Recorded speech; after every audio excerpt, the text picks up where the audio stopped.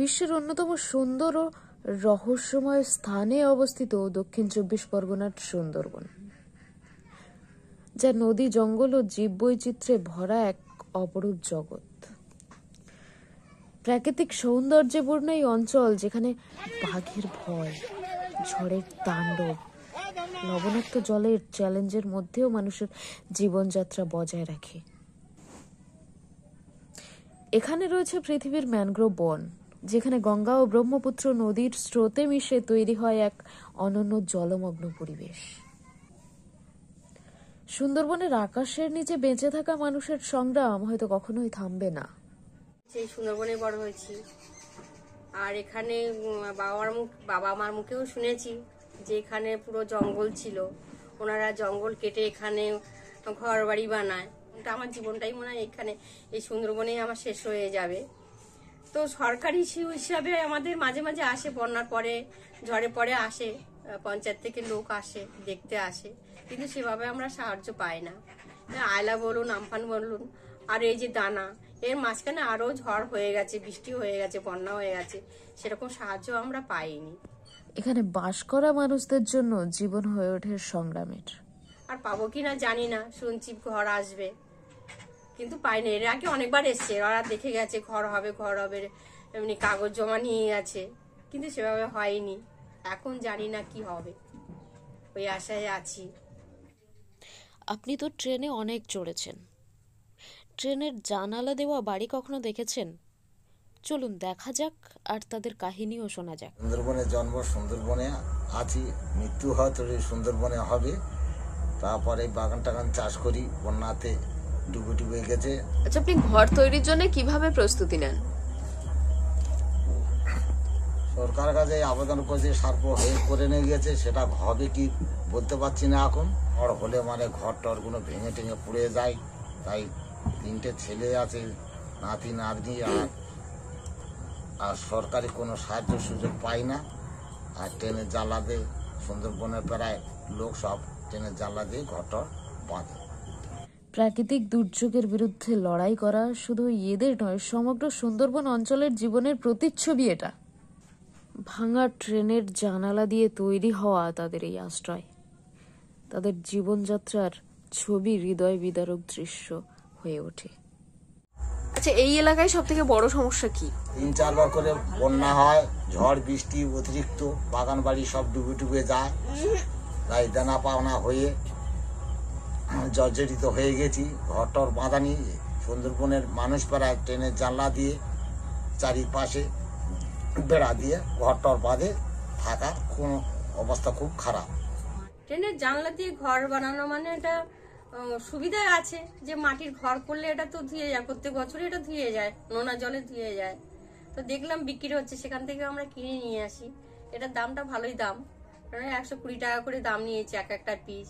সেই হিসেবে আমাদের তো সেভাবে রোজগার নেই, আমাদের ওই একটা দুটো করে আমাদের কিনতে হয়েছে। তারপরে একসঙ্গে জোগাড় করে আমরা ঘরটা করি। আর তারপর পিলিয়ার কিনি, পিলিয়ার দিয়ে কাঠ দিয়ে আমরা ঘরটা করেছি। উপরে অ্যালবেস্টার আছে, কিন্তু অ্যালবেস্টারে একটু ভয় বেশি থাকে, ঝড় হলে ঝড়টা উড়িয়ে নিয়ে যেতে পারে অ্যালবেস্টার। তার জন্য আমরা দড়ি কিনে নিয়ে আসি, বড় মোটা দড়ি, ওটা কিনে নিয়ে এসে আমরা টানা দিয়ে বেঁধে রাখি, যাতে উড়িয়ে নিয়ে যেতে পারে। দুর্যোগের সময় আমরা মোকাবিলা করি। আমাদের যখন ঝড় বৃষ্টি হয় তখন আমরা ফ্ল্যাট সেন্টারে চলে যাই। আবার ঝড় বৃষ্টি থেমে গেলে আমরা বাড়ি আসি, বাড়ি এসে দেখি ঘরদোর ভেঙে গেছে। আমরা আবার ঘরদোর সেরে সুরে আমরা সেখানে আবার জীবিকা নির্বাহ করি। তো আমি কেন, এখানে আমার মতো অনেক মানুষ আছে, তাদের ধরো ফ্যামিলি আছে, আমার তো নেই।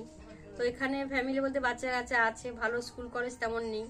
আর এখান থেকে যে বাচ্চাদের কলকাতায় পাঠাবে, এখান থেকে অনেকটা দূর কলকাতা, মানে বাসে ট্রেনে অনেক সমস্যা, না অত টাকা নেই যে বাচ্চাদের স্কুল কলেজে পড়াবে।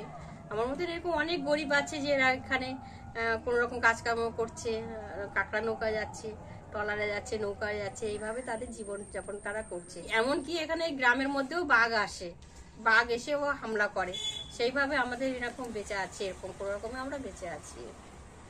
এটি এমন একটি স্থান যেখানে প্লাবন ঘটাতে পারে আশার আলো, যেখানে প্রতিদিন নতুন সংগ্রামের গল্প বলে। আর সেই সংগ্রাম সুন্দরবনের অস্তিত্ব রক্ষার লড়াই নিয়ে। হঠাৎ করে যে বাঘ চলে আসলো সেটা আসতে পারে না ট্রেনের জানলা দিয়ে, কেন ওটা বাঘটা আর মাটির ঘর হলে ওরা ঠেলে ঢুকতে পারে, কিন্তু ট্রেনের জানলা ওরা ঢুকতে পারে না। এইভাবে ওরা বাচ্চা কাচ্চা নিয়ে এরকম ঘরেও সবাই বসবাস করে। এই ঘরের জন্য সরকারকে আপনি কতবার জানিয়েছেন? জানিয়েছি তো, প্রত্যেক বছরই তো এখানে ঝড় বৃষ্টি হয়, ঘর ভেঙে যায়, ওনারা তো এসে দেখে যান, প্রত্যেক বছরই বলি। যত সময় না টাকা পাচ্ছি বিশ্বাস করতে পারছি না যে ঘর হবে কি না। মূল কারণটা হচ্ছে যে আমাদের এখানে যে গাছ বসানোর থেকে বেশি গাছটা কাটছে, তার দরুন কিন্তু এখানে বেশি বন্যাটা হচ্ছে।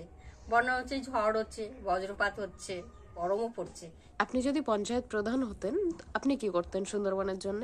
পঞ্চায়েত প্রধান হলে আমি যেটা করা সেটা অবশ্যই করতাম, গরিব মানুষের পাশে অবশ্যই আমি থাকতাম। যেহেতু আমি ছোট থেকে এখানে বড় হয়েছি, বিশেষ করে আমি নজরটা দিতাম নদীর বাঁধের উপরে। পরিকাঠামো তো ঠিক নেই, ওইটা চেষ্টা করতাম, যতটা পারি চেষ্টা করতাম যে ঠিক করার জন্য। আমাদের একটা সবসময় একটা ভয়ে কাজ করে যে এমনিতেই আবার ডাঙায় বাঘ, জলে কুমির, সবসময়টা হয়। আরো তো বন্য প্রাণী আছে, সাপ আছে, অনেক রকম প্রাণী আছে, তাদের ভয়ে আমাদের সবসময় থাকতে হয়। দক্ষিণ চব্বিশ পরগনা জেলার সুন্দরবনের কুলতলি ব্লকের দেউলবাড়ি দেবীপুর গ্রাম পঞ্চায়েতের কাটামারি গ্রামের বহু পরিবার 50 বছরেরও বেশি সময় ধরে বসবাস করছেন এই মাটির বাড়িতে। ঠিক নিমাই মাঝির মতো ছেলে মেয়ে নাতি নাতনি নিয়ে তাদের জীবন সংগ্রাম। সরকারি আবাসনের জন্য একের পর এক আবেদন করা হলেও সরকারি সাহায্য পাননি তারা। এসব পরিবারের জন্য একমাত্র পাথেয় হয়ে দাঁড়িয়েছে ভাঙা ট্রেনের ওই জানালা। ঝড়, বৃষ্টি, ঠান্ডা আর বাঘের আক্রমণ থেকে বাঁচার জন্য অস্থায়ী ভাবে রয়েছে দাঁড়িয়ে ওই বাড়িগুলি। আমি কৃষ্ণা আর সুন্দরবনের বাসিন্দাও। আমার বাড়িও ভাঙা ট্রেনের জানালা দিয়েই তৈরি করা। কিন্তু সরকারের দ্বারস্থ আজ আমিও হয়েছি গোপাল মণ্ডলের সাথে।